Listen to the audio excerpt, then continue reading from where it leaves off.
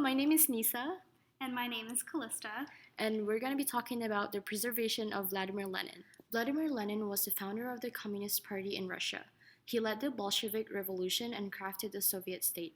The legacy of his political ideology is still highly controversial and commonly talked about today. But another part of his legacy, what has happened to his body after his 1924 death, is stranger than fiction. After an intense political career wrought with revolution, vitriolic rhetoric, and several violent reaches to Russian power, Lenin suffered a stroke in 1922. His health continued to decline, and he suffered an additional stroke in 1923, eventually passing away in 1924. So he was embalmed and placed in a glass sarcophagus in Moscow's Union House. Immediately after his death, there was no plan to display his body long term. Russian officials just wanted to allow the people to see his body and pay their respects in the custom that is common for important government officials. But after 4 days of displaying the body, the crowds, sometimes numbering 50,000 people, did not dwindle as was expected.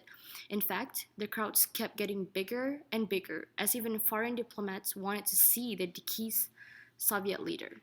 His body was moved to the Red Square and kept without further embalming for 56 days. The frigid temperatures were enough to keep his body from rotting.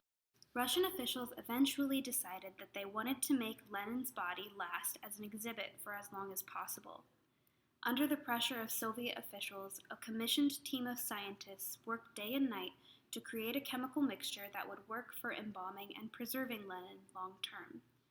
An official and permanent mausoleum housing Lenin's body opened in the Red Square, and a team of scientists has since been tasked to maintain the body. The body is now kept under specific temperature and lighting restrictions, and scientists closely monitor it.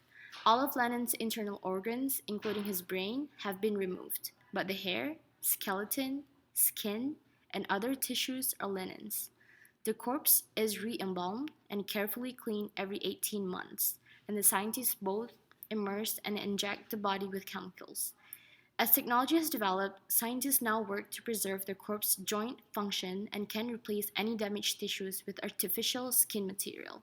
The embalming process and the chemicals used are still a guarded secret, but the Russian scientists have lent their expertise and assisted in the preservation of other leaders, including Joseph Stalin, Ho Chi Minh, and Kim Jong-il. During times of regime change and political unrest in Russia, the funding for the preservation of Lenin's body has been compromised, but is now reliably funded by donations from the Communist Party.